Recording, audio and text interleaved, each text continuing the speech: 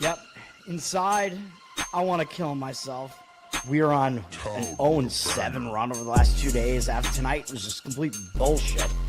So that's how I'm going to start off this show. Horrible Sunday, 1-5. I don't even know what to tell you about that. I just don't want to do this anymore. I have never seen anything like this, man. With the slump continuing, 2 straight losses, not a good day at all. 0-4. I just have not had a good season, man. What can this slump that I'm on? The slump continues. I've reached a new peak, actually. I'm gonna burn my Bruins hat, man. I don't know what is going on with the Bruins. March 8th, is that what it is? I don't even know. It's March 9th, I think. Who even knows, man? I don't know what day it is anymore. I don't even know what day it is anymore, man. Back with you after the worst day that I could possibly have. Back with you, as I always am. Until I die, at least.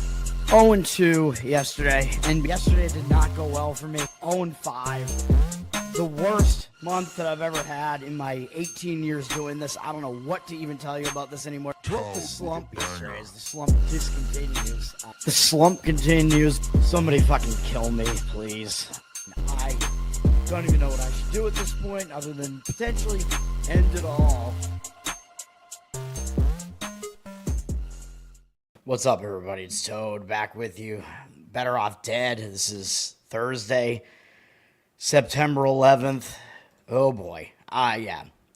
Yesterday, not a great day. I mean, for a whole host of reasons. The least of which was the fact that I was 1-1 on the show, so it was a slight loss.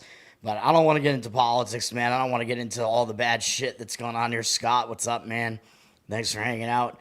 I'm not going to have any best bets today either, which I know some people will not be happy about that probably. I just don't see it, man. I mean, we have 9 baseball games today. I will break them down. I just don't really see an angle that I love necessarily. I thought I might have something there or maybe something in WNBA because there are 5 WNBA games. Not really seeing it though, man, but I will break everything down. We have 1 college football game and, of course, the Thursday night NFL game, which is probably a decent matchup tonight, so I will talk about those. I'll talk about everything, man, so we can get into that in 1 second. But yesterday, 1-1 on the show. Again, slight loss. Milwaukee, Texas. I mean, our starting pitching just didn't do well enough, man, especially Freddie Peralta. He was really, really hot coming into that game, too. I'm pretty shocked that he gave up that amount of runs to a bad offense like Texas. What can you do, man? So that put us in a bad spot right away, and then again, it almost wound up still covering. It wound up going over the 7.5. It wound up 6-3 as the final, but we were hanging in there for a while. With the game was sitting like right at 7, I think, for a while. So we were in it for longer than we probably should have been, and it almost happened. And then easy winner on the under in Pittsburgh, Baltimore, which I was just hoping we wouldn't get completely screwed on that because that was a 1-0 game in either the 8th or the 9th inning. And then Baltimore, I believe, tied the game late in the game, either in the bottom of the 8th or the bottom of the 9th. So it went into extra innings. You know, with the ghost runner, which they need to get rid of that, man. The runner on second rule.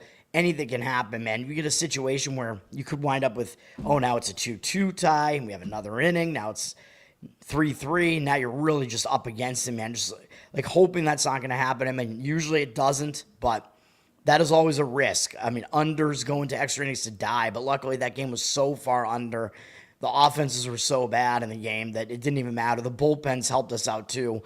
As Paul Skeens only went 5 innings in that one, and Pittsburgh's bullpen, even though they blew a 1-0 lead, they were good enough to hold on to that under for us. And Baltimore's bullpen didn't give up any runs, I don't think, so that worked out well as well. Wells, and they gave up the only run to Pittsburgh earlier in the game. And then Baltimore wound up winning. I believe Baltimore won 2-1 late in the game. So that was that. Let's move on to today, man. We got WNBA. It is the last day of the WNBA regular season, so you do have to pay attention to what are the playoff standings and which teams have anything to play for here. So it gets a little bit interesting. The first game up is New York at Chicago. And on the surface, you might think that maybe New York has something to play for because they are still, I believe in the standings, they're very close to where Phoenix is, and they can still tie Phoenix. I think they're 1 game behind Phoenix, so if New York wins today and Phoenix loses, New York would wind up in a tie with them, but I believe Phoenix has the tiebreaker, which I believe is the head-to-head matchups. And Phoenix, I believe, is 3-1 against New York this year, so New York cannot overtake Phoenix. So I believe they're locked into their seed. The Liberty, and they're the 4 and 5 seeds now, so it does matter as far as like you want to get the 4 seed because that means you're going to host that series. And New York, I think especially, is way better at home than on the road, but unfortunately for them, even though they won the championship last year, and I think they're a lot better than they look right now, they're going to wind up as the 5 seed here and have to play at Phoenix in the first series of the playoffs, I believe is how it's going to work out. So the Liberty actually don't really have anything to play for here. They're playing at Chicago. Chicago, at the very least, this is their last game, man, because they're not going to the playoffs. So it is a situation where maybe they'll go all out. I mean, they've lost 3 games in a row. They did get absolutely annihilated in their last game against Vegas, and they could not even perform well in the zigzag spot. They actually lost even worse, a second game in a row against Vegas. They are returning home from a road trip, and I talk about how difficult that is when you're returning home from a road trip. Sometimes you just totally lack focus. You have to get back to home life. The question is, will Chicago show up because it is their last game? It's against a good team. Will they want to play well and have a nice like last hurrah here? I mean, my guess is yes. I think they will, but I mean, you are talking about a bad Chicago team, and maybe they'll just be looking forward to the offseason at this point and not even care. New York is actually up from 9 to 12.5 with juice here, which actually leads me to believe that maybe there are some injuries going on here. Let me see here. Well, I mean, we know Vandersloot is out already, but it looks like Angel Reese is out for Chicago. It looks like everybody for the Liberty are actually going to play here, even though I'm pretty sure the game does not matter for them. So you might see some of their players not play that much because you don't want to get players hurt going into the playoffs, man. But it looks like Chicago does have a very shortened roster here as well, which is why the line is up to 12.5. It's probably too many points, though, in a situation like this. So I would lean to taking the points with Chicago, but of course, they are a terrible team. Phoenix at Dallas. Phoenix, I believe, is locked into their seed as well. They've lost the last 2 games, actually. And they're going out to Dallas for a final game. Of course, Phoenix will be in the playoffs. Dallas not going to be in the playoffs. Dallas has lost however many games in a row this is. A lot. They've lost 9, 10 games in a row, whatever that is. And they are returning home from a road trip as well, which, again, difficult spot returning home from a road trip.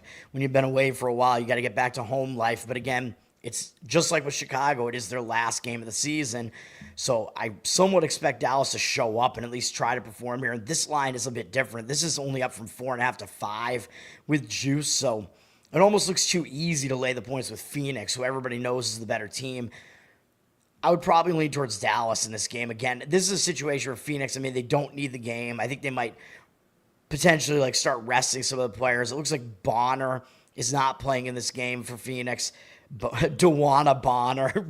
Do you want a boner is what I call her, which I don't think you're going to get by looking at her, by the way. No offense. Actually, I forget what she looks like. Yeah, I stand by that. I'm going to get this channel nuked, man. Dallas has some injuries as well, but I think those are already known injuries. So, and Becker's their star rookie is still playing in that game. I would lean to Dallas in that game, thinking they might show up to play in their final game. Golden State at Minnesota. Minnesota has been locked into the 1 seed for a while. They don't have anything to play for, and they're returning home from a road trip. So, you know, I always talk about it. I just talked about it a few seconds ago. Returning home from a road trip, you can be a bit distracted.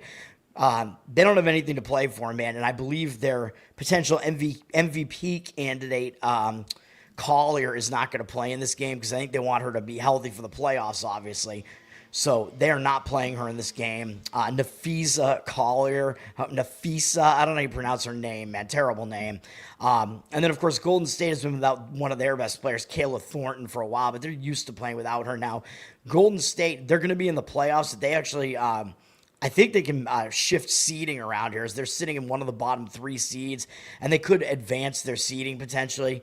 So they might want to do that because I think right now they could potentially wind up having to play Minnesota in the first round, which I'm sure they don't want. So they could potentially try to avoid that. So Golden State is the only one of these teams really with anything to play for here. The money seems to have come in that way. Minnesota down from 9 to 7, although part of that line movement might be because of the decision that Collier is not going to play, which I think we already kind of knew that, but that could still, when there's uncertainty there, the line could come out at a certain price and then it could drop anyway later. 80% of the tickets, 98% of the cash on Golden State. I would lean that way. Golden State's been pretty decent as an underdog this year, too. I would lean to taking the points with Golden State there, especially if you can get that key number 7. That might be actually the best play out of any of these today. And then Vegas at LA. I know this is going to be the last game for LA because they're not going to make the playoffs, but they're in kind of a dream crusher type of scenario, which I talk about with college football and stuff like that. When a team gets eliminated, that first game after they get eliminated, they could tend to be in a little bit of a negative mindset and, not really care about the game and not show up. And that could be what we get from LA, even though this is going to be their last game. They pretty much went all out and pulled off an upset against Phoenix in their last game, and there was nothing they could do because Seattle won. So Seattle was able to get that last playoff spot. LA is eliminated. I know this is a final home game, and it is against a team that's going to be in the playoffs, Vegas. Vegas, I think, still has a little bit to play for here. I think Vegas can still advance their seeding, if I'm not mistaken. Let me see what their standings are real quick. I think they're in a battle with Atlanta, and Vegas, I believe, has the tiebreaker against Atlanta. Yeah, so Vegas is a half game behind Atlanta. Atlanta doesn't have any games left. So Vegas, if they win, they will actually take the 2 seed away from Atlanta, I'm pretty sure, which would be crazy because Vegas was on the verge of potentially not even making the playoffs not that long ago. And now they've won, I don't know, double-digit games in a row. And they're looking at maybe getting the 2 seed here. And I believe if they win, they will because I think they're 2-0 this year against Atlanta. So Vegas has the tiebreaker. So I think Vegas is the right side in this one. I like this one, and I like the Golden State one as well, man. It's not quite going to be a play for me because I'm not going to lay double digits on the road, man. I mean, I just can't really do it, but I think that is the right side in this game. They're up from 10.5 to 11 here. I think you might see a defeated LA team, although there is the chance that they show up because it is their last game and they're playing a team they know is going to make the playoffs. They do have the chance to make sure that Vegas doesn't get the 2 seed, but I don't know how much that's really worth to them mentally. So Vegas is the team with more to play for there. Then Vegas, of course, if you want to fade them, you're kind of running into a train here. Like I said, they've won so many games in a row. It's crazy. I don't even know how many games in a row that is at this point. But they don't need to win by margin here, right? They need to just kind of get in, win the game, get out. There comes a point where they just want to make sure they don't injure their players too. So they're not really going to be trying to cover a double-digit spread. They're just going to be trying to win the game. So there is that aspect of it too that might be a little bit difficult to play Vegas in that game. So Golden State probably is still the best play out of any of these. And by the way, it does look like the money's now coming in on Chicago as well, which I mentioned I leaned that way as well. Let's go to Major League Baseball. Pittsburgh and Baltimore finishing their series today. I believe Baltimore on the verge of a sweep, winning both games in low-scoring fashion by 1 run. We got the under yesterday. I leaned it to the under in the prior game, too. Baltimore does have a big series up next against Toronto. I mean, Baltimore, neither of these teams really have anything left to play for, but it is possible that Baltimore overlooks Pittsburgh when they're on the verge of sweeping them, and they do have a divisional series next against Toronto, who I believe are still the division leaders here. So, possible look-ahead spot for Baltimore here. Neither team has a great bullpen, although Pittsburgh's bullpen is the better of the two. As far as the rest situation, similar usage, kind of moderate usage from the two teams yesterday and in recent days. Starting pitching, very difficult to gauge the starting pitching in this one, man. Pittsburgh has Johan Oviedo listed as the starter here. He does have good numbers, 2.7 ERA, 1.1 whip. Slightly worse on the road, 3 ERA on the road, but it's a very small sample size from him. He's made 5 appearances. One of them was a 1-inning outing, and then I think he joined the starting rotation. I guess he's gone pretty much a starter's workload in those last 4 outings. And he did face some pretty good offenses, Toronto, Boston, Milwaukee, and he hasn't allowed a lot of runs. In those outings, he's allowed 2 or fewer earned runs in every single one. I think his walk numbers are a concern, though, man. I mean, he's gone 20 innings, hasn't allowed a lot of hits, 11 hits, 24 strikeouts, high strikeout rate from him, too, but 11 walks. So he's been wild. If you look at his career numbers, he's been around for a while, and his numbers have never really been that good. So I'm not sure that he really is that good, and he seems to be on a bit of a pitch count. They don't let him, they've been cutting him off before he makes the 80 pitch mark in every one of his outings. So you know you're going to get some Pittsburgh bullpen in this game. Baltimore only has 13 at-bats against him. 4 batters have faced him before, and they haven't done well. 3 strikeouts, 1 walk, 154 average, 574 OPS. So Oviedo might do well while he's in there. He's going up against Cade Povich, who has the worst numbers this year out of the two of them. Has been struggling for Baltimore, although I think he does have some decent stuff, man. I keep waiting for him to start pitching better, and it hasn't really happened. He's still pretty young, but he's got a 5.16 ERA, 1.46 whip. That's not good. He's been worse at home, 5.96 ERA at home. His last outing, not great against San Diego. 5 innings, 4 earned runs allowed, 3 walks, 3 strikeouts. That's kind of a concern. He was decent in the prior month, even though Baltimore lost all 5 of his outings. He faced pretty talented offenses for the entire month of August and still had a 32-9 strikeout walk ratio. So his command was pretty on point in that month, but he still had a 4.78 ERA. He never got really bombed in any of those outings, but he just gave up a moderate amount of runs in most of the starts. So mediocre stuff from him. He is facing a very weak Pittsburgh offense. Pittsburgh has the worst of the 2 offenses here, and only Horowitz has ever faced him before, and he's 0 for 3. Horowitz, by the way, that's when the prostitute starts making jokes when you're with her. That's the Horowitz. Yeah, my jokes are so bad. Anyway, yeah, I mean, I would slightly, I guess, lean to Pittsburgh in this game. I think they do have the pitching edge, I guess, throughout the game. I mean, it's really weird to say that, but they have 54% of the tickets, 59% of the cash on them, and Baltimore dropped from -130 to -122. So the money line did drop on them. It looks like the money is kind of coming in on Pittsburgh. Baltimore, like I said, they do have potentially a look-ahead spot here. And Pittsburgh trying to avoid a sweep at the very least, although we know Pittsburgh is significantly better at home than they are on the road, and they're on the road here, but slightly into Pittsburgh for me in that game. And it looks like some of the money came in on the over. I don't really agree with that necessarily, though the total dropped a little bit. Less juice on the 8.5 over. 68% of tickets, 87% of the cash on the over. I mean, both offenses aren't that good, so I could still see it being another low-scoring game here, although I would worry about the bullpens. I might only go with the first 5 inning under if I was going to look that way, but I think I prefer the Pittsburgh side. Tampa Bay at the White Sox. Again, 2 teams that are playing out the stretch here. The White Sox, I think the White Sox are at least a little bit better than their record looks. They're not historically bad like last year at the very least. These teams have split the first 2 games of the series, each team winning by 1 run. Tampa, they know they're out of it too, although Tampa is generally the better team. They have the better offense. They have the better bullpen. Do they have the better starting pitcher here, though? I don't know. And what's the bullpen usage look like? The White Sox used a lot of relief pitchers yesterday, even though I don't even think it was an extra inning game. They used 7 guys out of their bullpen, so that's not a great sign for a White Sox bullpen that's not good anyway. Tampa had pretty heavy usage too, though. They had 6 relief pitchers come out yesterday, although Baker only threw 1 pitch, so he'd probably be available again today if they need him, although he pitched Tuesday as well. So both bullpens fairly used up, though, so I don't know if I would want to bank on either bullpen to do anything good in this game. Starting pitching, Ian Seymour is pitching for Tampa. Good numbers on the season, 2.89 ERA, 1.1 whip. He's been better on the road, too, 1.82 road ERA. But he hasn't pitched that much, so you have to gauge him by looking at a fairly small sample size. I believe he was in the bullpen for a while. He's only been on the rosters. He made 1 appearance in July, and then he was on the roster again. 1 appearance in June, and then he's been on the roster again since mid-July onward.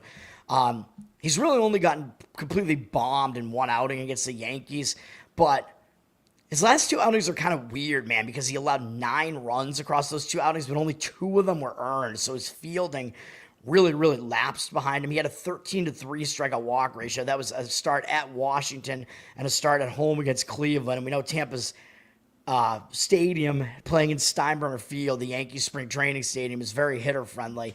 But he didn't do as bad as his numbers would really suggest in those 2 outings because the fielding really just failed behind him. So he might be a little bit better than those appearances make him look, although we do still have to worry about how good is he going to be as a starter. He did do well against Cleveland in the start before that, hitting them through 5 innings, had a high strikeout rate there too. So he's showing glimpses of being fairly good. And he is ramping up his pitch count to where he's throwing about between 80 and 90 pitches now in these last couple starts. So he's kind of going a starter's workload now. He hasn't faced very good offenses this whole time, but of course, the White Sox offense is also not good. But in 5 at-bats, the White Sox do have a 400 average off him, 800 OPS. They don't have any strikeouts or walks or extra base hits. It's such a small sample size. Like, it's difficult to really take anything away from that. You could argue that Seymour will actually pitch well here. The White Sox have Shane Smith pitching, who is a rookie. He's had a pretty good season, 3.95 ERA, 1.2 whip. He was really good at the beginning of the season. Middle of the season, he wasn't as good and he was struggling. And then I think he either got hurt or I don't think they sent him to the minors because I think he's a guy they want in their starting rotation moving forward. But I think he must have been hurt or something. He came back and he started pitching better again. He's been better at home, 3.26 home ERA. So I believe both of these pitchers have the advantage of the home road splits here. Smith has been decent, like I said, since coming back. In the month of August, he had a 2.67 ERA, 31 to 13 strikeout walk ratio was decent. A few too many walks, and he allowed too many home runs, 6 home runs over that span. He did allow another home run last time out against Detroit on the road, but that's a difficult assignment. He did okay in the game. He picked up a win because he got run support. Went 5 innings, allowed 4 earned runs, 6 strikeouts, 2 walks. So, I mean, he's still continuing to be in decent form, in my opinion, and Tampa has never faced Smith before. So, my opinion in this game is under in the first 5 innings would be my opinion, and slightly into the White Sox as well. And the market seems to agree with both of those, but I think the under first 5 innings is the better way. I don't want anything to do with the bullpens, but 65% of tickets on the over, 89% of the cash on the under, and the total has dropped from 8.5 to 8. Again, I think first 5 innings, you probably find it at about a 4 out there, and that's the way that I would go, because I actually think both starting pitchers may do fairly well in this game. Don't trust the bullpens. I do think Smith is the more trustworthy over Seymour, though, because he's just a bit more proven than Seymour is, and he's completely unknown to Seymour. Seymour's, good. I mean, he's been fairly good, but he is a converter reliever. The public will be on Tampa. I mean, 69% of tickets on them, 69% of the cash on them as well, but the money line has dropped from -138 to -128. The professionals have usually been on Tampa coming down the stretch here because they are a team that is better than the record looks. But in this game, I'm not so sure about that, although I would still probably limit that to the first 5 innings, too. If you wanted the White Sox, grab the money line underdog first 5 innings would be my opinion, so you don't have to deal with their bullpen, which is really not good and not rested either. But I still think under first 5 innings is actually my preference in that game. Houston at Toronto. This is a big series. These teams are both, I believe, still hanging on to their slim division leads here. These teams have split the first 2 games of the series with each team winning by 1 run. It's been a pretty hard-fought series. Both games were pretty low scoring. Bullpen-wise, Houston has the better bullpen, but they've had more bullpen usage recently, although yesterday they only used 3 relievers. And remember, Houston does have some bullpen injuries they're dealing with right now, including their closer, Hader, who is still not back. They're going to need him back for the playoffs, man.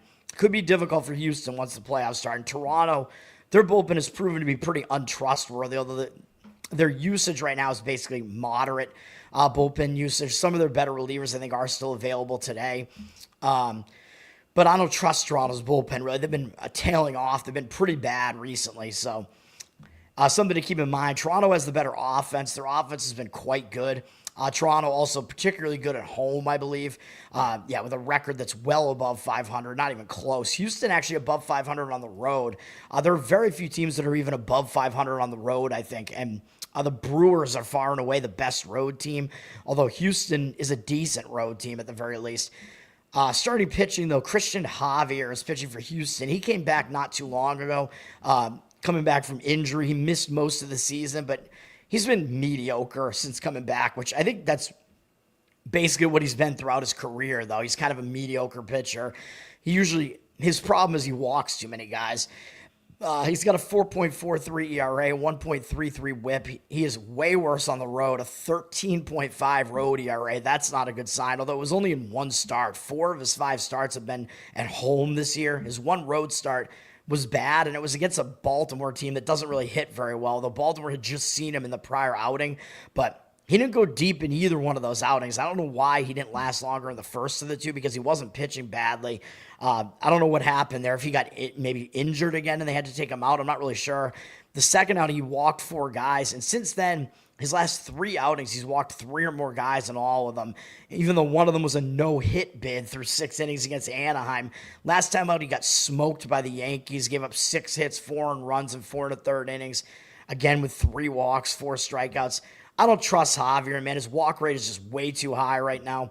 Hasn't allowed that many hits. Strikeout rate's fine, but he's not that great. Although he is actually good against Toronto, though, in 67 at-bats. They only have 9 hits off him. 17-8 strikeout walk ratio. So, again, the strikeout walk ratio not very good. Too many walks. But he's held them to 134 batting average and 451 OPS. So, he actually has done well against this Toronto offense. But I still don't really trust him, man, because his recent form is just bad. He's going up against Kevin Gausman, who is the pitcher who's been in the better form, and he has been a pitcher who's pitched the entire season, but he's such a veteran, man. I mean, he's used to this. I don't think he's wearing down or anything like that. His recent starts have been good, too. He's got a 3.63 ERA, 1.03 whip, 3.84 ERA at home, so he's slightly worse at home, but not by much. His ERA was actually higher for a bit, and he's been good again for really a few months now, like over 2 months now. In August, he had a 3.55 ERA, 35-6 strikeout walk ratio. That was solid. He's allowed 2 or fewer earned runs in all but 1 outing, going all the way back to his first outing of August, which was his last 6 outings, including most recently, he gave up 1 hit in 7 innings against Milwaukee, and then 1 run in 7 innings against Milwaukee, and 1 earned run in 8 innings at the Yankees, at the Bronx. Not easy to do, and he had a 13-1 strikeout walk ratio over that span. He's in good form right now, man. The only question is he going to suffer any sort of like letdown coming off a big win against the Yankees, or he picked up a win there? I don't think so, because this is still a big series against Houston. His numbers are good against Houston, too, on 107 at-bats.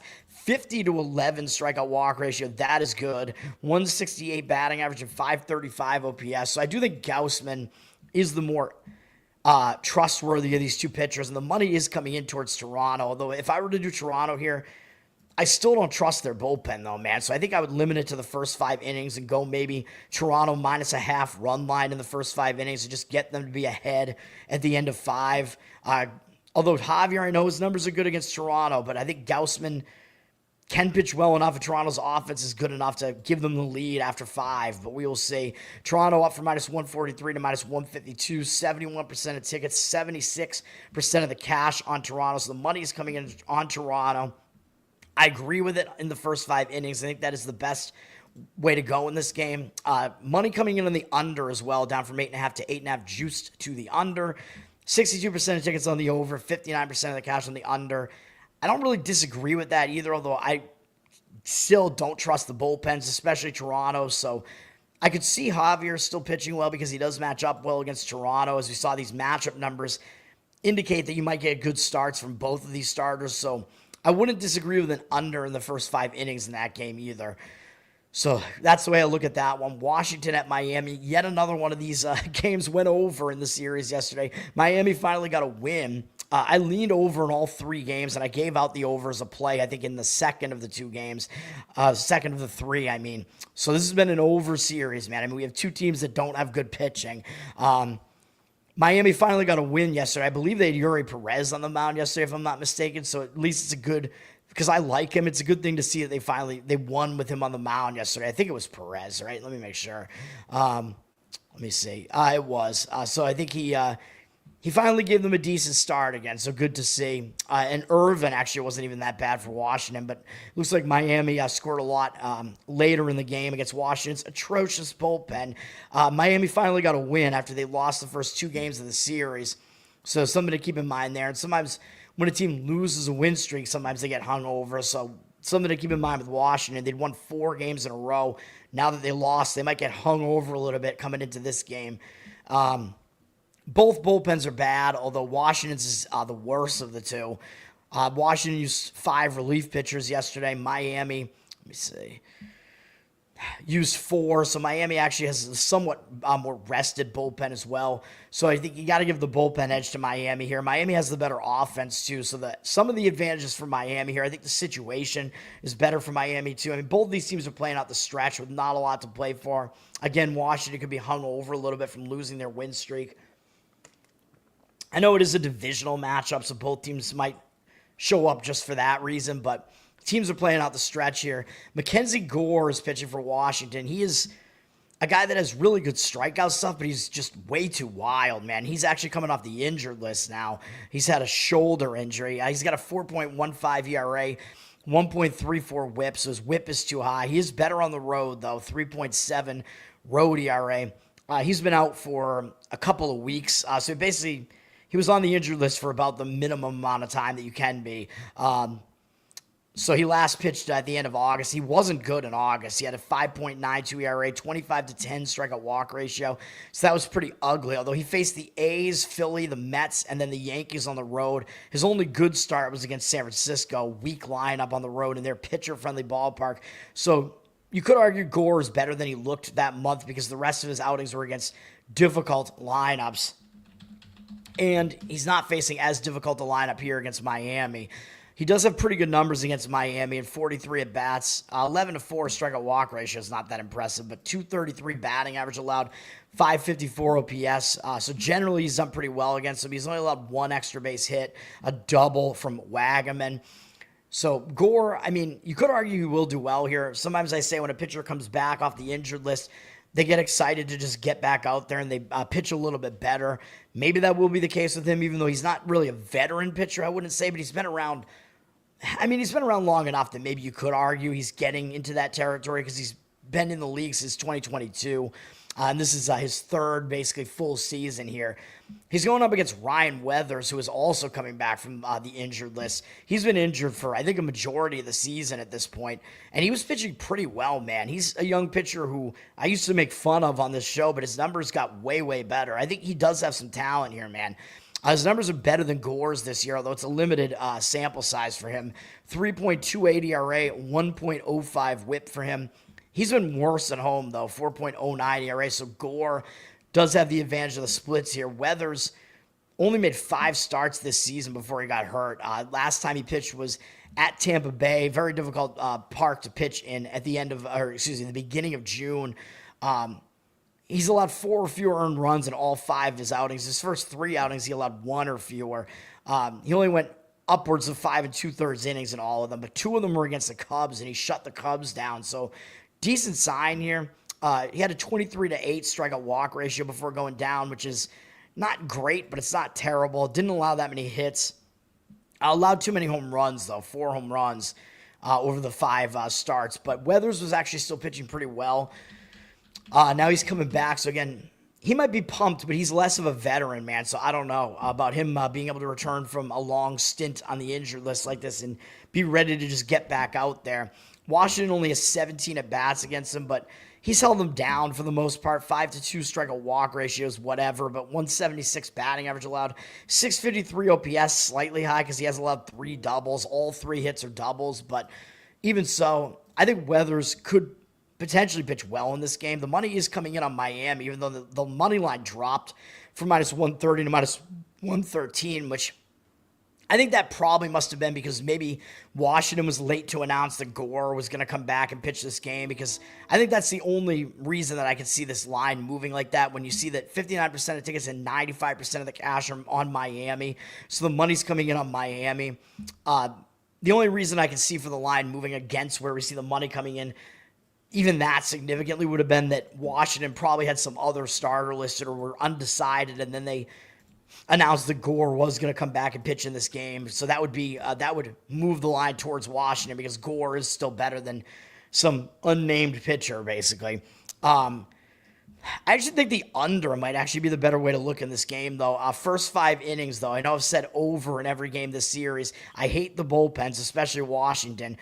They're the bullpen that I really hate. But I think the starters are actually fairly good. So I think you could go under in this game in the first 5 innings, man. 75% of tickets on the over, 58% of cash on the under. I mean, I don't know if I'd say that they're both good in general, but I think in this matchup they could be, and the offenses are fairly weak. It's just going to be a matter of can both pitchers come back and pitch well coming off of the injured list here. I think they can. I mean, these guys have had rehab starts, so they're not coming in completely cold. Gore is a bit more of a veteran at this point, although still young. They're both young. So we will see. I mean, I'm staying away from it, but I do agree with the money being on Miami. I lean to Miami, and if you do that, I would probably go full game because their bullpen is the better of the two, and their offenses, and I think Weathers might actually be the better way to go over Gore. And then I also do agree with the first 5-inning under in that game. Detroit at New York, the Yankees. I'm not crying about this, but this is crazy. The first 2 games of the series have been close through the first 5 innings, and then the Yankees bullpen has been atrocious in the 2 games. And the Yankees have now lost both games by 10 runs each, which I think is the first time I don't know if it was the first time ever in Yankee history, but it's a pretty historical thing to happen with the Yankees losing 2 games in a row at home by 10 or more runs. I think the last time it happened was either never or it was like a long, long time ago.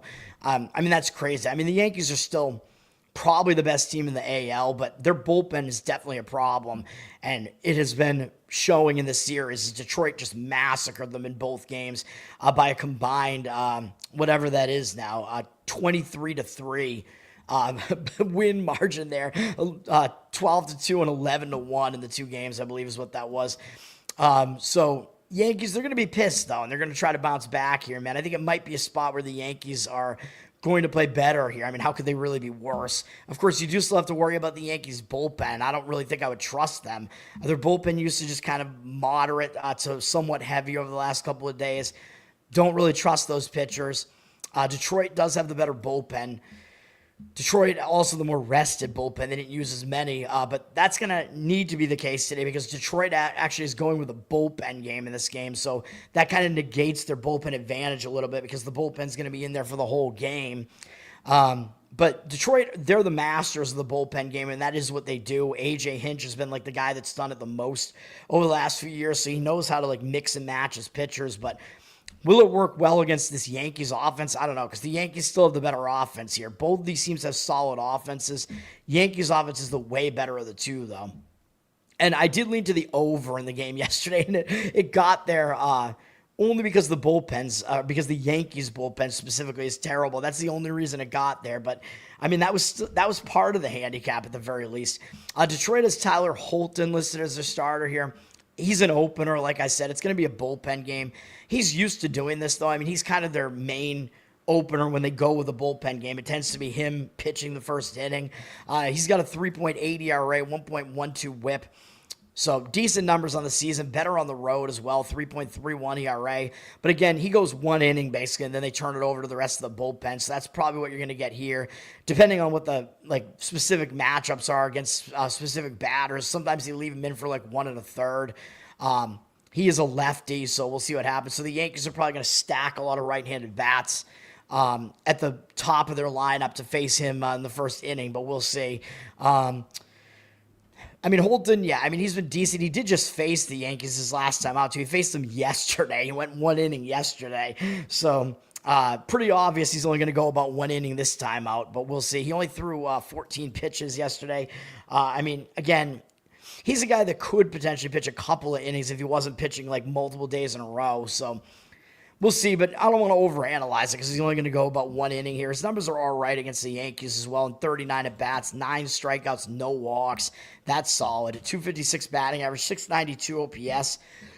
Somewhat on the higher side because he's allowed 2 home runs to Goldschmidt and Rice, but we'll see.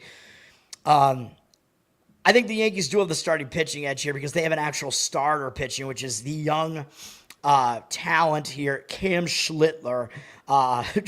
One of the most fun names to say in Major League Baseball, though I have to not like him because, again, he's from Massachusetts and he's pitching for the Yankees. Come on, man. 3.24 ERA for him, 1.34 whip. So his whip is a little bit high. I mean, I think he's had a little bit of wildness, and he hasn't been as good at home. 4.28 home ERA, so that is a little bit of a concern. Last time out in this stadium, he had his worst outing so far. He only lasted 1 2/3, had to throw 66 pitches, and he gave up 5 hits, 2 walks, 4 earned runs against Toronto, and only struck out 2. Toronto's a good offense. Detroit's not as good as Toronto, but Detroit is still a pretty good offense. Although Schlittler, other than that, he's been pretty good. He's allowed 3 or fewer earned runs in all of his other outings. And since the beginning of August, he hadn't allowed more than 2 earned runs in any of his outings until that point. So he was pitching pretty well, although granted, he faced some kind of weak offenses in there. So Toronto was a step up for him. And Toronto was seeing him for the second time, though, so that's another thing to keep in mind. That Toronto was more familiar with him because they were seeing him a second time. He did better against them the first time, although he was mediocre in that one with 3 walks and 5 innings in that one, which wasn't that great. Tampa actually did worse against him the second time they saw him, so take from that what you will. Detroit has never seen him before, so I do think Schlittler does have an extra edge there because Detroit hasn't seen him before. And I think I'm not going to say he's in bad form because of one really bad outing. I think he can bounce back from that. And, he'll probably be pissed about it. And he had to throw fewer pitches than he usually throws in a start in that one. So he'll have a little bit of extra rest for that reason as well. So I think Yankees' first 5 innings is probably the way to look in this game. I think they have the starting pitching edge here against Detroit's bullpen game, although the money is disagreeing with me, at least on the full game. The Yankees are down from -165 to -143, 84% of tickets, only 74% of the cash. So the public is basically thinking there's no way the Yankees can lose 3 games in a row here like this.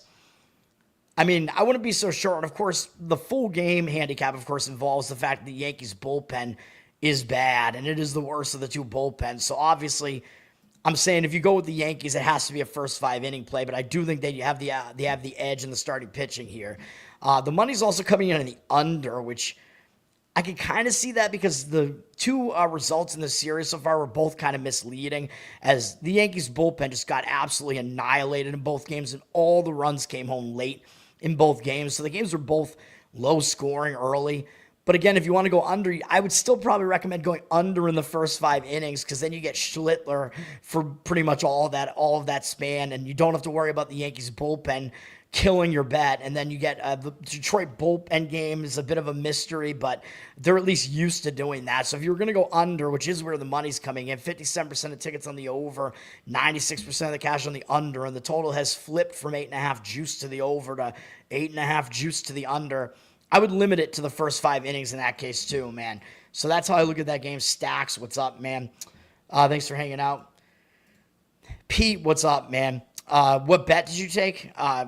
You just took a bet that I was talking about at the same time. Just independently, you agreed with me. Tell me what bet you made, man. I'm interested to know. Kansas City at Cleveland. Cleveland just lost a win streak in this series. So this is a 4-game series. Cleveland won the first 2 in this series and then lost a win streak. They had a 5-game win streak. So again, I point out that when a team loses a win streak like that, it might hang them over into the next game. So it makes it a little bit of a worse spot for Cleveland here. Neither of these teams that I think really have much to play for at this point. I mean, I know they're not technically eliminated, but I think both these teams kind of know they're not making the playoffs here, so they're kind of about to be playing out the stretch here in the final month here. It's still a divisional matchup, and the teams are closely aligned in the standings here, with Cleveland actually having a half-game lead above Kansas City. Kansas City might have something to say about that because Kansas City, in my opinion, actually is the better of these 2 teams. They have the better run differential. Cleveland has a slightly better bullpen despite losing their closer to being suspended for gambling on his own games, Clase. But Cleveland's bullpen has actually been solid anyway for whatever reason. Kansas City's is a decent bullpen as well, but not as good as Cleveland's on the season. Believe it or not, Kansas City has the better offense of the 2. Both offenses are pretty bad, but Cleveland's is really bad. So all things to keep in mind. You played at -110 on DraftKings, Yankees first 5. Wait, you got a -110 money line on that? No way. There's no way it was that cheap, right? There's no way the Yankees are a heavier favorite in the full game than it must have been a minus a half run you're talking about, right? That must be what it was, right? That would probably be, that makes sense that would be priced at -110 because that would be the way that I would do it. I think it would have to be that because the half run, yeah, because you know that if the Yankees are minus 140, whatever, in the full game, everybody knows their bullpen is bad. So everybody knows the Yankees should be a heavier favorite in the first five. So I assume that the money line of the first five is probably like minus 160 or something. But yeah, if you can get the minus half run at minus 110, I do like that. Not giving it out as a play, though, but I do like that. Unfortunately, I'm not giving out any plays today. Maybe fortunately, I don't know. I mean, I just don't feel strongly enough about any of this. But Kansas City at Cleveland here. Bullpen usage-wise, Kansas City had a ton of bullpen usage yesterday. A very heavy bullpen usage over the last 3 days, really, although mostly yesterday. So that is something to definitely keep in mind. Kansas City could be a concern. Cleveland did use 5 of their relievers, but their bullpen usage has been a bit lighter because they didn't use many of their relievers at all the prior 2 days. So Cleveland does have the bullpen advantage in this game, in my opinion. They have the better bullpen and slightly more rested bullpen. Kansas City does have the better offense, and Kansas City's offense is better on the road than at home. At home, they're very bad. It's a pitcher-friendly park, too, but they're a bit better at hitting on the road. Stephen Kolek is pitching for Kansas City. They got him I believe right before the trade deadline from San Diego. San Diego actually unloaded 2 of their starting pitchers to Kansas City, even though San Diego's going to make the playoffs and Kansas City isn't, most likely. Kolek has been okay this season, 3.88 ERA, 1.24 whip. He's been better on the road as well, 2.41 ERA, so go figure. His home road splits are even more extreme with San Diego. I can't figure that out because San Diego and Kansas City both play in pitcher-friendly parks, so I don't understand why his road ERA is so much better, but it is, and he is on the road here. He's only made 2 starts with Kansas City, and they're both pretty good. He held Detroit to 1 earned run in 6 innings against, that was at home against Detroit. Both of these were at home, so he actually, all of a sudden, he started pitching better at home with Kansas City, too, and his last outing was against Minnesota. I mean, that's less impressive because Minnesota is not good offensively, but he held them to 2 earned runs in 7 innings. Over those 2 starts, he had 7 strikeouts and 1 walk. I mean, he's not really a strikeout guy, but his command was good in those starts. So he's been good in those 2 outings for the Royals. Does show that he's in good form. His numbers against Cleveland only has 5 hitters who've ever seen him before. They each have 1 at bat against him, and they're 4 for 5 off him with 4 singles. No walks and no strikeouts. Very strange numbers there. But it is a very small sample size. So I'm not ready to say that Kolek is going to do poorly against this lineup, and it's not a good Cleveland lineup. So I don't think there's a whole lot to draw from that small sample size. Gavin Williams is pitching for Cleveland. He's been okay for them. I mean, he's shown glimpses of being really good, and then other times he just walks way too many guys. Even I think in his no-hit bid, he walked too many guys. He's got a 3.17 ERA, which is obviously good, but a 1.29 whip, getting to be a bit on the higher side. He is a little bit better at home, 3 ERA at home. Good in his last 2 outings. Give up 1 earned run apiece against Seattle and then at Tampa, which is a difficult park to pitch in. Like I said, it's a very hitter-friendly park. It's the Yankees spring training stadium. Over those 2 outings, he had an 11-4 strikeout walk ratio. It's still too many walks, though, man. 2 of his last 3 outings, he's had 3 or more walks, so that is the concern with Williams usually, is that he just has too many walks. He hasn't allowed a lot of runs. He's allowed 3 or fewer earned runs at all but 1 start, going all the way back to his first start in July, which was at the Cubs, which is not an easy task. So he is generally pitching pretty well. His numbers are good against Kansas City as well. I mean, they're not a very intimidating lineup. 91 at-bats against them. 18-8 strikeout walk ratio is still a bad ratio. Again, Williams walking too many guys compared to how many strikeouts he gets. 209 batting average allowed, though, and 635 OPS. So Williams, he's not bad against Kansas City, man. So this does seem to have some of the makings of an under here. And if I was going to do that, I would probably not want to include the bullpens, especially because Kansas City's bullpen is so overworked right now. The total's at 7.5 with some juice on the over. It's gone down a little bit. I don't know if you'd still be able to get a first 5 inning under 4, because that's where I kind of like it. I mean, you might have to go under 3.5. I could still see it happening. I mean, I'm not going to recommend it as a play, but I think that is the way that I would lean in this game, would be to the first 5 inning under here.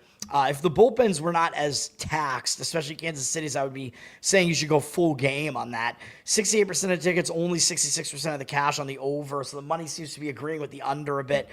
Money coming in on Cleveland a little bit too, sitting at minus 135, 66% of tickets, 76% of the cash coming in on them. I mean, I think Williams is the more predictable pitcher because there's more of a sample size to work with, so you kind of know what he's going to do, and he has the better matchup numbers. Kolek, definitely more of a question mark. So there is, that all factors into that handicap there. And if you wanted to go Cleveland money line, I think you would have to do it full game because you want to get their bullpen advantage that I think they have here as well. But I don't like the situation for Cleveland being potentially hung over after losing that win streak. The Mets at Philadelphia. This game's going to be on Fox, and so is Kansas City and Cleveland at the same time. But obviously, Mets and Philadelphia, this is one of the two really big games today, and Houston and Toronto is the other one. Well, Detroit and New York is pretty big too, but it's not nationally televised for whatever reason. But of course, Detroit and New York, they're both playing for playoff seeding, of course. But the Yankees, by the way, have more to play for, which helps that Yankee first 5-inning bet. I think the motivation. The Yankees are still trying to make sure they make the playoffs, man, and trying to battle in their division. Detroit has huge padding in their division, so they could start to be on cruise control a little bit, although Detroit will show up for a series against the Yankees regardless. Mets, Philly.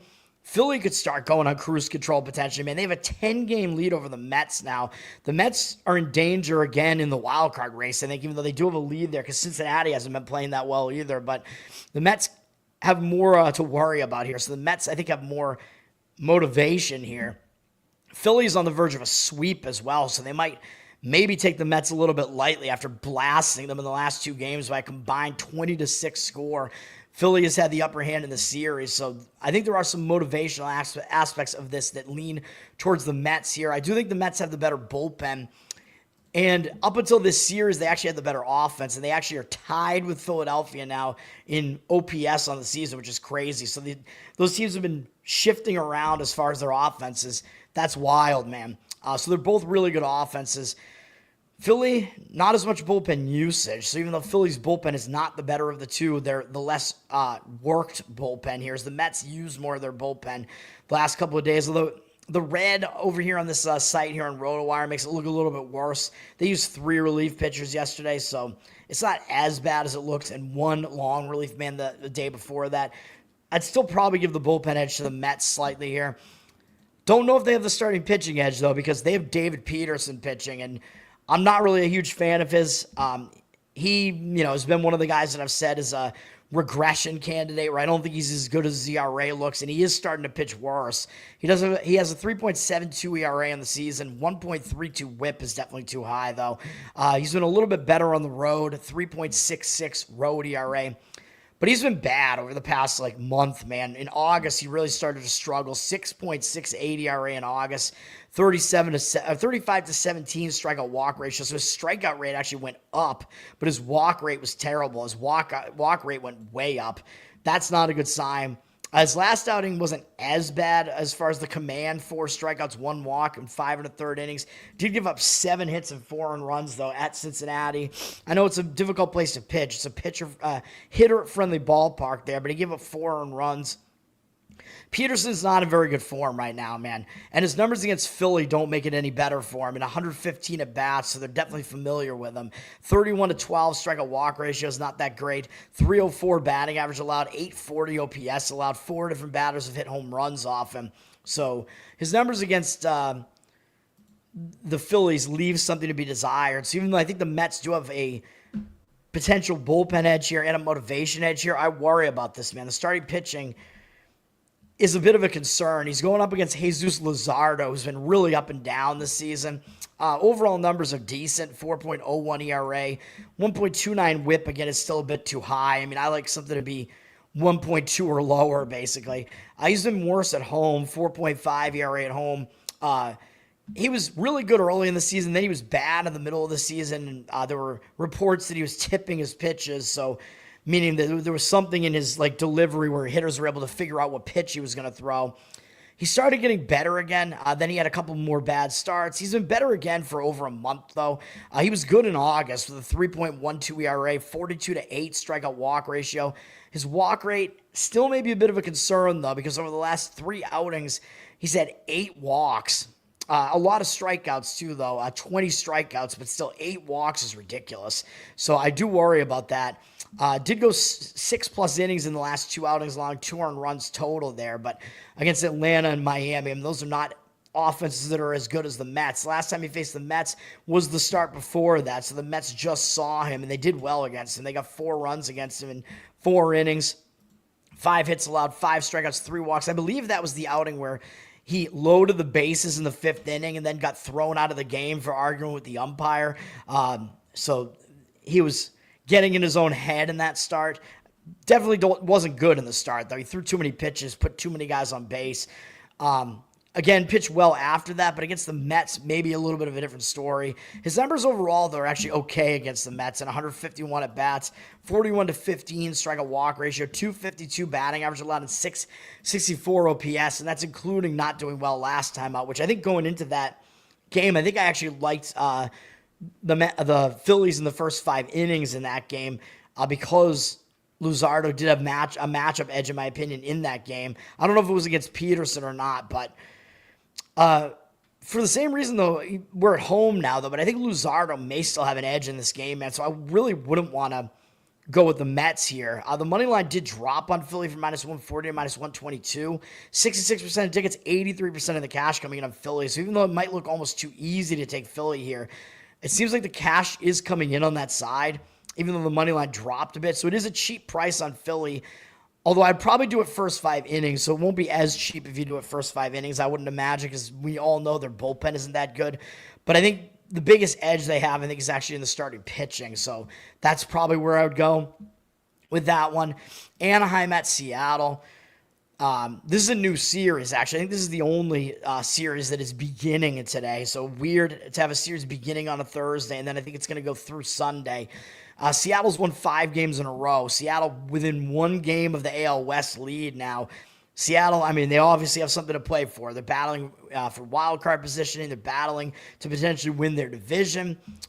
5 games in a row. They're coming off a sweep of St. Louis here. They're playing Anaheim, and I've been talking about how bad Anaheim really is, even though the record doesn't look that bad. Anaheim has the worst run differential in the American League, meaning runs scored versus runs allowed. They've been terrible. Anaheim's bullpen is terrible, so Seattle has a better bullpen. Seattle has a better offense, too. Anaheim has kind of a moderate, like a mediocre offense. Seattle's is a bit better than that. Anaheim's dealing with some injuries as well. A couple of their guys, I know Adele has been out with vertigo, so I don't know if he's vomiting out there like Hunter Green style. I have no idea. And then Ohapa has been injured as well, and I think one of their other hitters has been hurt too. So something to keep an eye on there as far as which guys are going to be in the lineup potentially, although maybe it won't matter too much as far as the handicap is concerned. And ESPN does at least show you, when you look at the batter versus pitcher stats, ESPN does only show you the active hitters at least. But it doesn't necessarily mean that those hitters are going to actually be able to play tonight, though. So like some of these guys I think are still on the active roster, even though they might not play. As far as the bullpen usage, so Seattle, has won a bunch of games in a row. They're coming off that series against, I was going to talk about the bullpen usage, but I got to talk about what the teams did in their last series as well. Seattle staying at home, coming off that series against St. Louis, so they're not traveling. Anaheim is staying on the Pacific Coast. They're starting a road trip with momentum, though, coming off beating Minnesota 2 out of 3 the last 2 games. So teams starting a road trip with momentum, sometimes they do well, and Anaheim may be motivated just because they want to kind of potentially spoil Seattle's season here, so maybe a little bit of motivation for that reason, because it is a divisional matchup, and they're used to traveling up to Seattle, so I don't think there's really much of a concern with that. Jose Soriano, bullpen usage, my mistake. Seattle used a lot of their bullpen yesterday. They used 6 relief pitchers yesterday, so that is a concern. Anaheim used 6 as well, although Stevenson only pitched 3 pitches, so he's probably available again. But both bullpens, not great as far as their rest is concerned right now, but Anaheim does have the worst of the 2 bullpens. Jose Soriano is pitching for Anaheim. Mediocre numbers for him, 4.07 ERA, 1.37 whip is definitely too high. For whatever reason, he's way better on the road, though, 2.47 ERA, and this is a pitcher-friendly ballpark in Seattle here. He got absolutely torched last time out by the A's. I think he was supposed to pitch a couple days ago because I remember handicapping him, and I guess he didn't pitch. So I don't know if there's an injury with Soriano, if he got pushed back or whatever, but he looks like he's pitching on normal rest here, though, because he last pitched on the 5th, so I don't know. Maybe it's Mandela effect in my mind. I don't know what's going on. But he was bad against the A's last time. I'll give up 8 earned runs, 5 walks. 2 1/3 innings pitched. Terrible outing, but he was at home. The A's definitely hit pretty well. His prior 2 outings, both on the road, he had shutouts. So he's a bit difficult to gauge, man, but he is way better on the road. He was pretty good for the month of August generally. 3.81 ERA, 29-8 strikeout walk ratio. Potentially he will do well in this outing here. Against Seattle, his numbers are pretty good. In 96 at-bats, 24-8 strikeout walk ratio, not horrible. 219 batting average, 629 OPS. Has allowed 3 home runs, but 2 of them are Rodriguez. So besides Rodriguez, the rest of the lineup doesn't do that well against him.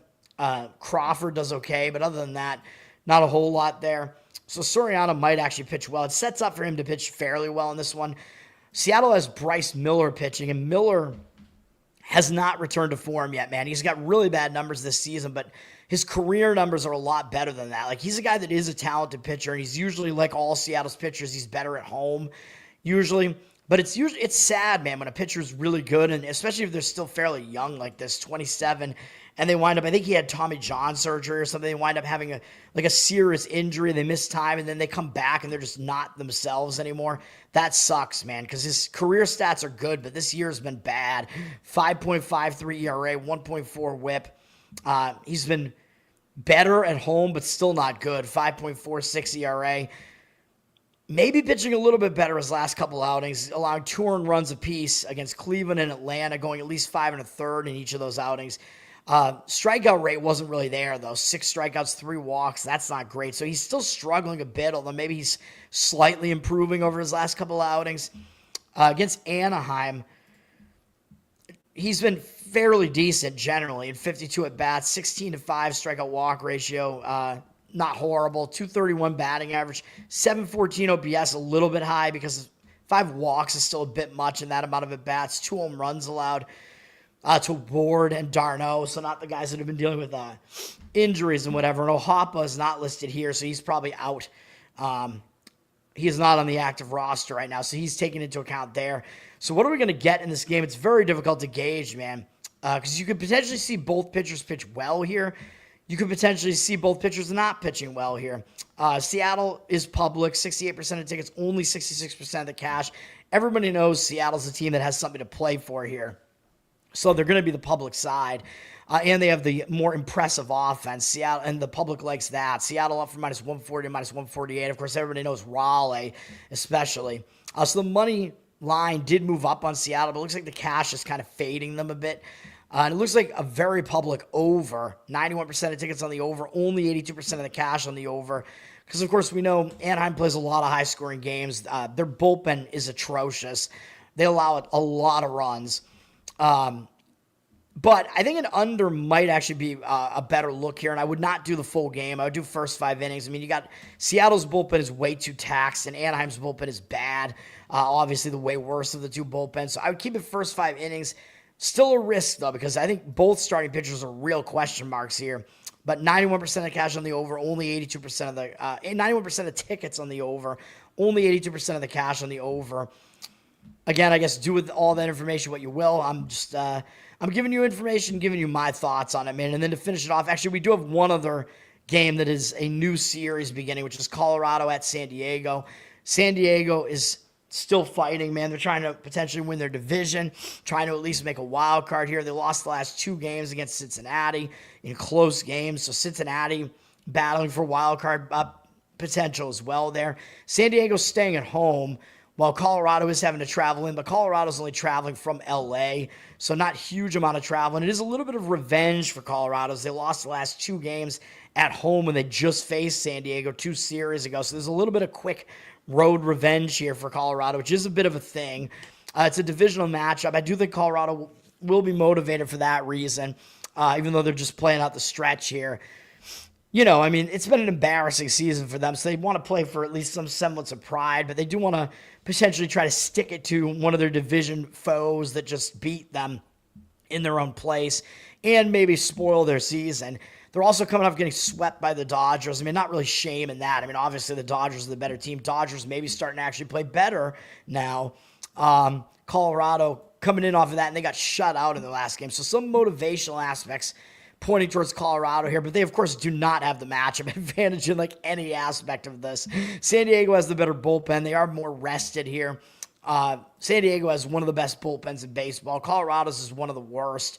Colorado, bullpen usage, not a lot over the last couple of days for them, but their bullpen is still really bad, so I don't think you can trust them. Second worst in baseball, ERA-wise, and there's a significant gap with Colorado and Washington, both at the very bottom there. And San Diego, by the way, and this is a huge bullpen discrepancy, San Diego at the very top in bullpen ERA. As far as the starting pitching, San Diego does have the better offense, too. Colorado's offense not very good, especially on the road, although this is a pitcher-friendly park, and San Diego doesn't hit particularly well at home either. Starting pitching, McCade Brown is pitching for Colorado. Young guy. I think this is his rookie season. Yeah, he's only made 3 starts in his career, but it hasn't been good. 12.54 ERA, 2.36 whip, so he's been really bad. Hasn't made it past 4 innings in any of them. He's allowed at least 3 earned runs in any of them. Has more walks than strikeouts. Really, really bad. The only really potent offense that he faced was the Cubs, and the Cubs have actually been struggling offensively recently too, so that's not a good sign. He got blown up by Pittsburgh, not good. Last time out, he faced San Diego, and San Diego drilled him for 6 earned runs in 1 2/3. Also bad, and the fact that now San Diego went into that game never having faced him before, so if he was going to have an advantage, it should have been in that game where he was unfamiliar to them. Didn't do well there. Now San Diego is familiar with him, so that's not good for Brown. So I don't really want any part of him in this game. Randy Vasquez is pitching for San Diego. I don't like him either. I don't want any part of this guy either, man. His numbers are not good. 3.91 ERA is fine, but 1.38 whip, bad. I mean, he's a guy, he somehow gets away with a lot of stuff and doesn't allow that many runs, but he puts a ton of guys on base, especially via the walk, so he's pretty untrustworthy.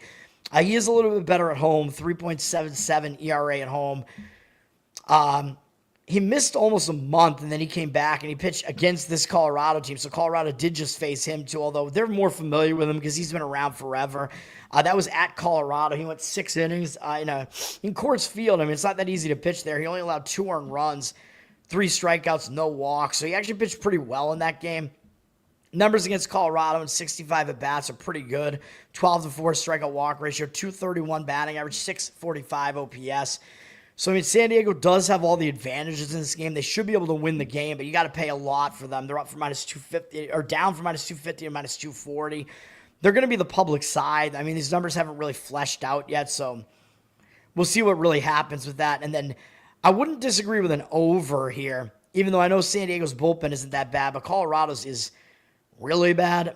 And, of course, if the starting pitching exits the game early, you're going to get more bullpen usage, and it kind of dominoes into the rest of the game. Total did go up to 8.5 juice to the over from the 8.5, but 82% of tickets on the over, 51% of the cash on the under. So the money seems to be coming in on the under. I don't really agree with that. My opinion would be over in that game. Don't like the starting pitching matchup whatsoever, really. Even though I know Vasquez a little bit better. What's up, Nate? Thanks for hanging out. Vasquez certainly is the pitcher with the better numbers, though, of the two, and decent matchup numbers, at least against that bad Colorado team. Let's go to college football. We have one game, an ACC matchup tonight, NC State at Wake Forest. Money has come in on NC State, and it's gone from the 6.5 up through 7, so a bit of a key move there. I mean, 7 we know is a key number in football because it's the exact touchdown, so a decent percentage of games land on 7. So you want to get the best side of 7 if you can. 50% of tickets, 66% of the cash coming in on NC State. So the money is coming in on the NC State side, it looks like. Not sure I necessarily agree with it. Total drop from 55.5 all the way down to 52. I think if you want the under, it's still maybe decent to take a shot on the under here. And 51 is a key number, and you're getting under better than 51.5 there. So maybe worth considering if you're looking at this game. I mean, it's not going to be a game that I'm going to recommend to play on, but 76% of tickets, only 73% of the cash on the over. So the public, for whatever reason, coming in on the over, basically just because that's their default. I mean, I don't know what they see in NC State and Wake Forest as far as an over. I mean, it's not like we're looking at serious offenses in this game, but and it looks like we have, I was going to say, we have a little bit more Friday night action than usual tomorrow, too. So I will talk about that tomorrow. Some of those games are actually better for handicapping purposes, maybe. We actually only have 3 FBS versus FBS matchups tomorrow, though. You like NC State? It was at 6.5. Yeah, I know it's a significant move, but I'm not sure that I agree with that side, actually, even though they're obviously the better team. Looking at the schedule, NC State, they played the more difficult schedule as well. They played East Carolina, who's not a terrible team, and is their in-state rival. And that was my first loss of the college season. I was pissed because I gave out NC State minus the points, and they did have the lead by margin. I gave it out at minus 14, I think, and they were winning by 17 in that game, I think, and they blew it. It was a revenge angle because NC State actually lost their bowl game to East Carolina last year. NC State, they did bring back their quarterback last year, Bailey, who was a pretty decent quarterback. They've had some other turnover, and they did win in their last game against UVA, Virginia, and NC State had to come back in this game. NC State didn't have a great game. They were losing the game in the third quarter. They were actually losing by 10, I believe, at halftime, right? Yeah, they were losing by 10 at halftime, and then they were able to take the lead much, much later in the game. They actually wound up winning in dramatic fashion with a actually, no, that was still the third quarter, right? There were no points scored in the fourth quarter. What am I looking at here?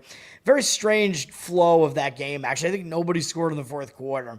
So they did win in the third quarter with Hollywood Smothers, the great name there, their running back there, had a game-winning touchdown run for NC State. I mean, so they do have some talent there. Smothers is actually not that bad, although he didn't get a lot of actually, no, he did. He had 17 carries. What am I saying? He did pretty well in that game. Anyway, NC State, they're definitely the better team. Wake, I mean, they've been kind of a bottom-tier team in the ACC for a while. I believe they're undefeated, but they've had a pretty easy schedule so far. So both teams are 2-0. They barely beat Kennesaw State in their first game, which is not a good sign, but maybe they just were taking them very, very lightly. It was the first game of the season. Maybe they just weren't ready for it.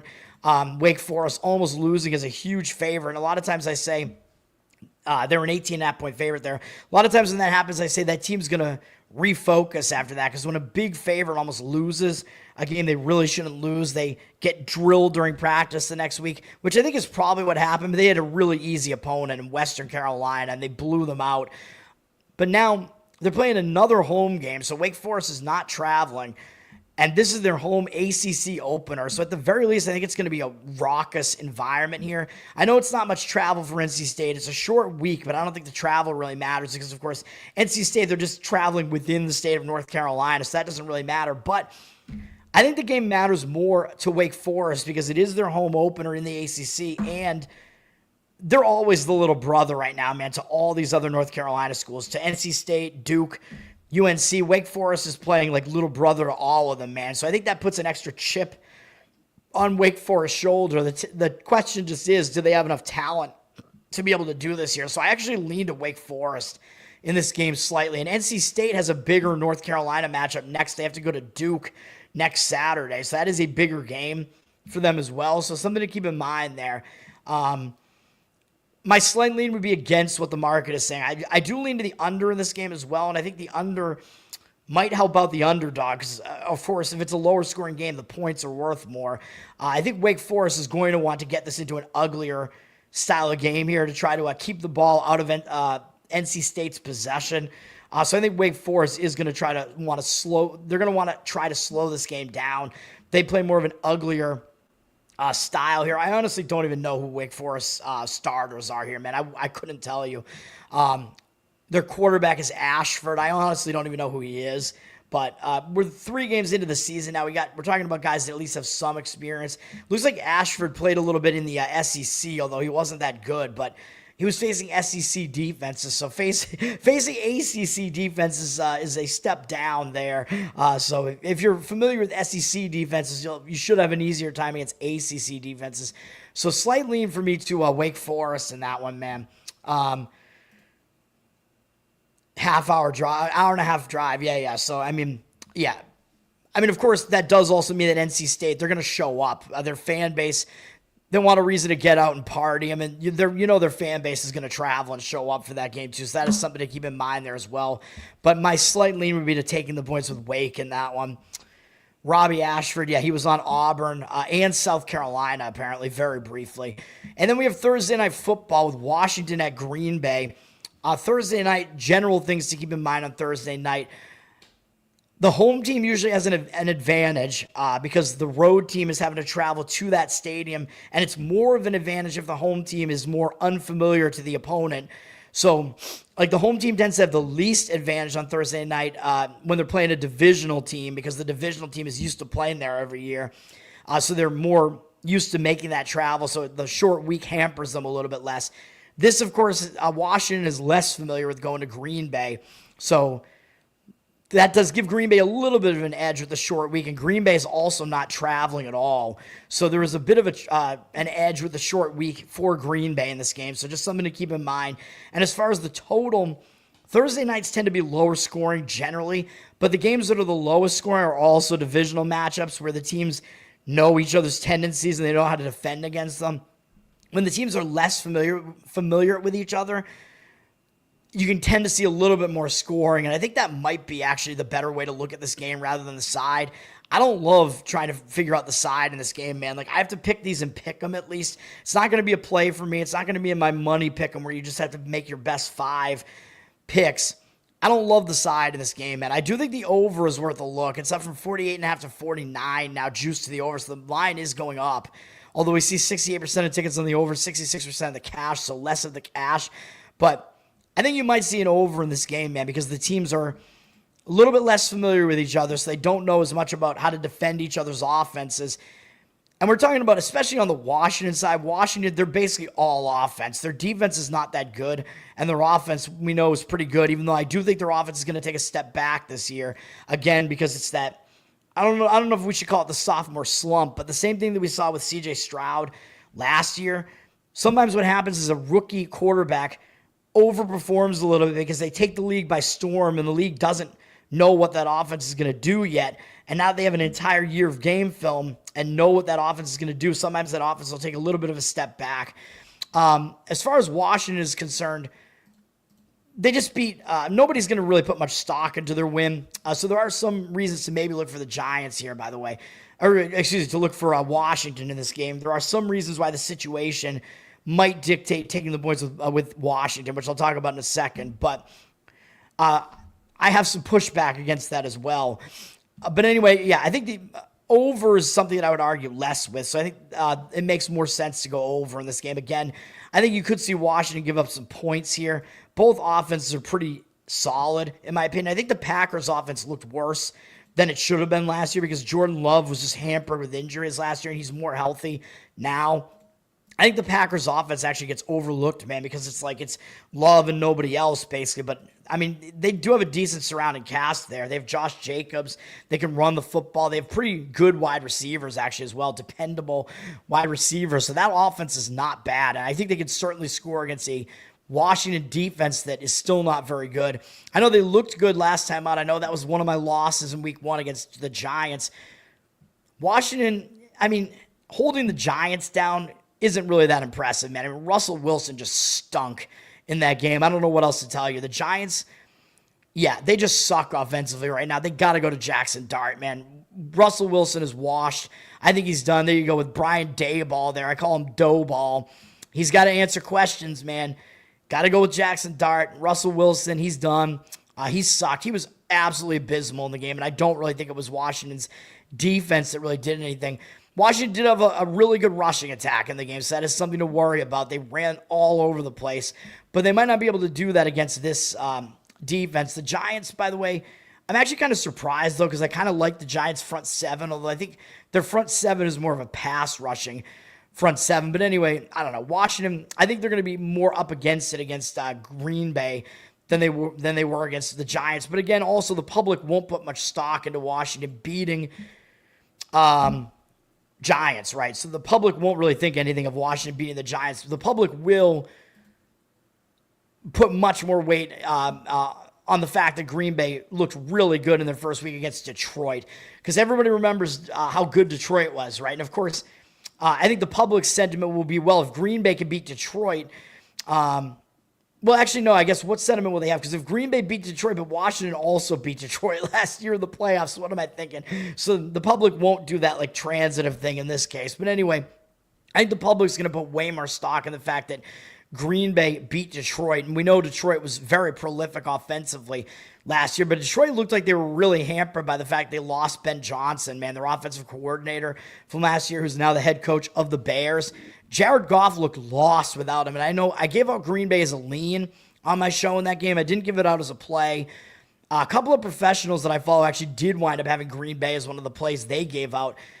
But one stat that I was not aware of going into that game was Jared Goff is 0 for 19 now in games where he does not have either Sean McVay as his head coach or Ben Johnson as his offensive coordinator. So in games that he doesn't have either of those guys, like one or the other, because he's never had both, I don't think, but when he hasn't had one or the other, he's 0 and 19.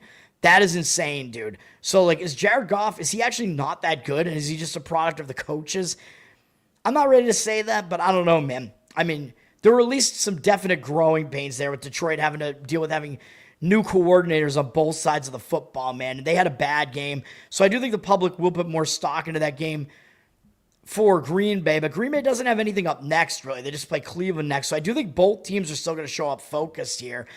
So even though the public is sort of on Green Bay, only 55%, but we see 56% of the ticket. 55% of the cash, or 56% of the tickets are on the Green Bay side, and they're up from 2.5 to 3 with juice. So it looks like the money's actually coming in on the Packers, slightly at least. So I know, obviously, if you like Washington, you could probably take 3. You could probably get a 3.5 on Washington. There were 3.5s out there for a while, and if the public comes in later tonight and they do play the Packers, I think you'll definitely be able to get a 3.5. If you like the Packers, I mean, you should lay 3 or maybe play the money line. I mean, I don't think you're going to get like a straight 3, though, probably. So you might have to go money line on the Packers, maybe. Or maybe you like them, you just suck it up and you do just lay the worst of the number. But I don't know, man. And maybe you still find a 3 out there. Maybe a 3 with juice that's not minus 120, maybe. On the 3.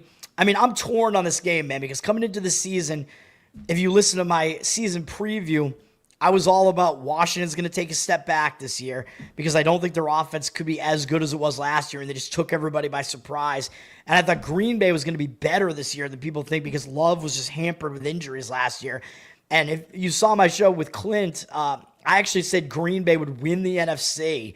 And now Green Bay does have Micah Parsons, although I know he has to get like an epidural before every game. But he was decent in that first game. I mean, he definitely was a positive contributor in that first game. So that's not a bad thing for Green Bay either. I actually think Green Bay's defense is not that bad. I actually think their defense is the better of the two defenses here. So I'm very torn on this game because situationally you'd think, well, the Packers should be in a little bit of a letdown spot, right? Because that was a monumental win basically over Detroit. After the Packers couldn't beat Detroit last year, they finally kind of got over the hump that way. They beat the team that's won the division the last year or maybe even 2 years.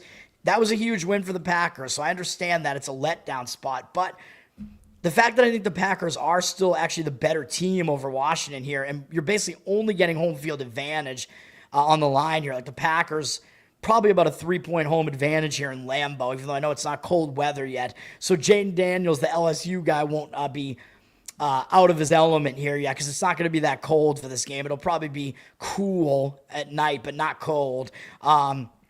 So, yeah, all that to consider there. But, again, I think the Packers are actually potentially even being shortchanged on this line, man. I know that it opened lower than this at 2.5, and I know that when you get into weeks 2 and beyond, you want to look at the look-ahead lines, right? Because the look-ahead lines, you want to see what was the line before, what was the line for this week before last week's results happened, right? So I actually, I tracked that. I can bring it up right now. Well, I'll bring it up just for myself here because I have it in a document. I have the documents. Let me see. Where do I have it? Yeah, here it is. This line was actually 3, so it didn't actually move much. So the line before last week's games were played had Green Bay -3 here. So that is something to look at because that's how you kind of gauge overreactions, especially week 2 we know is overreaction week. So week 2, everybody's going to overreact to what happened in week 1, right? I mean, it's one game. Everybody puts too much stock into one game. So yes, if you go with the overreaction theory, probably people should be overreacting more to the Packers win because nobody really gives a shit that Washington beat a Giants team that's not expected to be any good.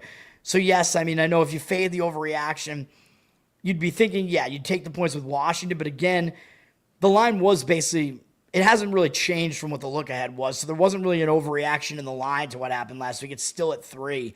So before last week's games were played, it was at 3. Now it's still at 3.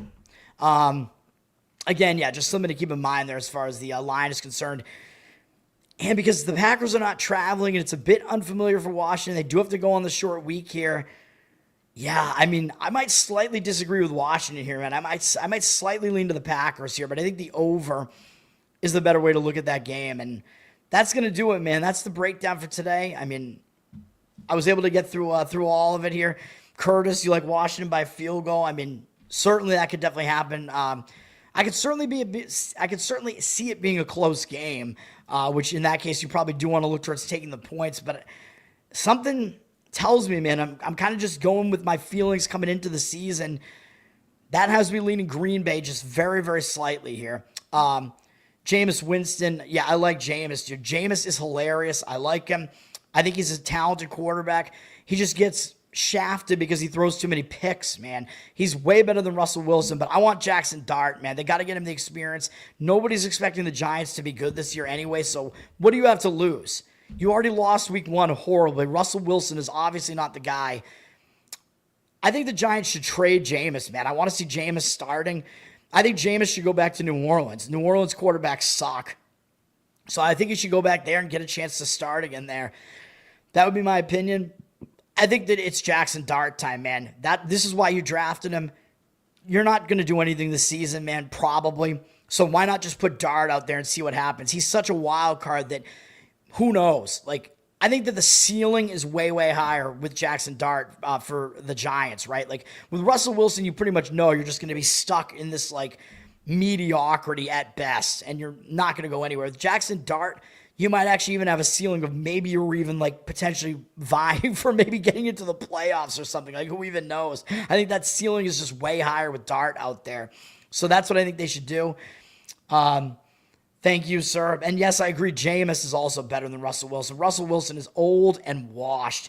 Thank you guys for hanging out. I don't have any plays today. I apologize, but hopefully that info is good, and hopefully it helps you out with your bets and your pick'ems and whatever else you guys are doing today. That's going to do it for me. Learn to Toad on Twitter. Learn to Toad on Instagram. Bettor Off Dead, of course. Like, subscribe to the channel. Let's get me monetized, baby. And then review and listen on the audio platforms. That helps me out as well because it's monetized over there because I have ads. Yep, RIP to Charlie. Didn't agree with him on everything, but it looks like he might have not been as pro-Israel as people might actually think on the surface, man. I don't know what actually happened there, but there might be something going on that's more than what people think, and they're not telling us any information, which always is sketchy. Dude, I feel really bad for his family. I mean, very, very sad. I'm still shaken by it. Again, even if you don't agree with him on everything, by all accounts, people that met him and knew him said he was a good dude. He's a father of young children. He's a husband. Fuck, man. Don't make me tear up again, man. And people that knew him, like, in the sphere said that he was nice to them when, you know, being on panels with them and, you know, going to debate them and whatever. And he never, you know, he never, like, debated in, like, an underhanded way or anything like that, or resorted to, you know, name calling or anything like that, even though I'm certainly not above that myself. But, I mean, he made his bones defeating a bunch of college leftists, basically, who just don't know what the fuck they're talking about, of course. So he was obviously going to destroy them in debates. But he did it, you know, in a he did it in you know, a what's the word I'm looking for? In a respectful way, you know what I mean? So that was always his thing, man. Yeah, obviously did not deserve that at all. I mean, fuck, man. Yes, thank you, sir. Man, anyway, what was I? Oh, yeah, Bettor Off Dead. You can listen on the audio. That helps me out just by listening on the audio, so you can do that. Spotify, Apple, and give me reviews. Let's pump this baby up. Hopefully with football season, hopefully we're going to start turning it around again. We've hit another bit of a lull here. Football is off to an okay start because college football was good last week, so we're doing all right in football. I think we're right around 500, though, so far. So I want to do better, obviously, because 500 is not good enough to win. So we got to keep going. Let's turn this ship around. Have a good last couple months of the year here before the BBB kicks in, and then we can't make any money betting anymore. Curtis, you like the Niners? they're still my pick to win the division. I have a hard time handicapping them right now, but we'll talk about that on my NFL show. So be aware of that. Remember, tomorrow night, I'm going to have my Saturday college football show will be tomorrow night while the Friday night games are going on still. And then Saturday night, I do the NFL show to talk about all the Sunday NFL games where we'll talk about the 49ers. I talk about the Monday night games in that show too. So that's going to do it. Yeah, they fired or cut Moody or whatever. They brought, who's their kicker? They brought back a kicker. He's an experienced kicker, but I'm not sure he's that good, man. Eddie, what's his name? Not Pinheiro. What's his name? I forget. Whatever his name is. I'm not sure that he's that good, man. I don't know about that move, to be honest. And Brock Purdy is injured now, so something to keep in mind coming into that game. Did I get it right? Pinheiro? I got it right? Oh. Pinheiro. All I'm thinking of is Joel Pinheiro. If you guys are as old as I am, you remember him being a starting pitcher for like the Seattle Mariners and maybe some other teams way back in the day. I don't even remember if he was any good or not, but I remember his name. Anyway, yeah, I'm talking too much here. Covered in Uke is my Uke channel on ukulele, so go check that out as well. And patreon.com/learn-to-toad. I got to get the Patreon feed going again. I know I'm way behind on that with the stuff that I put on the Covered in Uke channel. Maybe I'll get that done today. Got some stuff to do, though. I'm still trying to find work as well. So put it out there, man. Maybe software engineering, if any right-wing companies want somebody. Let's go. I've been doing it for 2 decades. So we're more than that, really, but 2 decades in the actual field. Let's do it. But everybody have a good Thursday. Peace out for now, guys. And yeah, prayers for Charlie Kirk's family as well. And peace out, everybody.